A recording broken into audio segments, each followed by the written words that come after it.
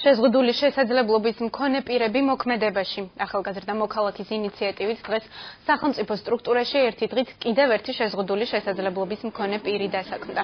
ქეთევან ბაგრატიონმა განათლების მინისტრის როლი მოირგო და უწყებაში დილის სავალდებულო თათბირსაც დაესწრო. პროექტის მონაწილე მინისტრ თავამაიშვილთან ერთად მთელი დღის განმავლობაში ყველა აქტივობაში ჩაერთვება.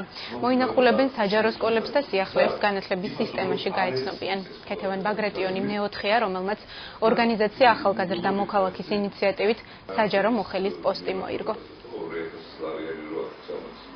განათლების დეპარტამენტში მე ვფიქრობ, ყველაზე დიდი მიღწევა არის ზოგადად ჩვენი თვითშეგნების, ჩვენი დამკვიდრებულების ზოგადად სოციალური საკითხების მიმართ და ძალიან მიხარია, რომ სკოლებში გვაქვს ამის არა უკვე პრეცედენტი, არამედ ჩვეულებრივი წესი არის, რომ ბავშვები ერთად არიან. არ ვიცი, რაღაც დრო დაჭირდა ალბათ კიდევ ყველა ჩვენთაგანმა სხვანაირადაც გაითავისოს ეგ ამბავი, როდესაც სამსახურის ფორმატი არ ითვალისწინებს ფიზიკურ დატვირთვას, მე გულისხმობ ყოველ გადაადგილებას ამ შემთხვევაში, რომ ფიზიკური დატვირთვა ის ინტენსივობა, რაც ხდება გონებრივ დატვირთვასთან. მე ვერ ხედავ პრობლემას მარტარი გითხრით.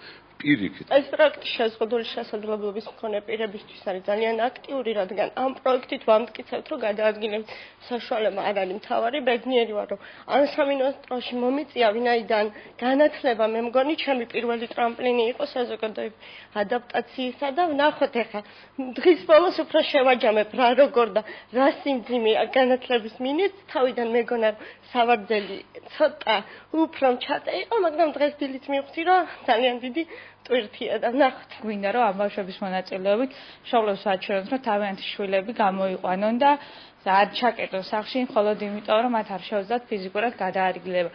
პროექტი დააფინანსა ბავშვთა და ახალგაზრდობის განვითარების ფონდმა, რომელმაც გადაწყვიტა, რომ ღირს ამ პროექტში თქვა ფინანსების ჩადება იმის გამო, რომ თუნდაც ერთი შეზღუდული შესაძლებლობის მქონე პირი დასაქმდეს პროექტის შემდგომ პერიოდში და მივიღეთ დაპირებები აქ წინა მონაწილეებზე, ასე ვთქვათ, შორიანზე და თაზოზე, რომ შეიძლება რომ იქნან დასაქმებულები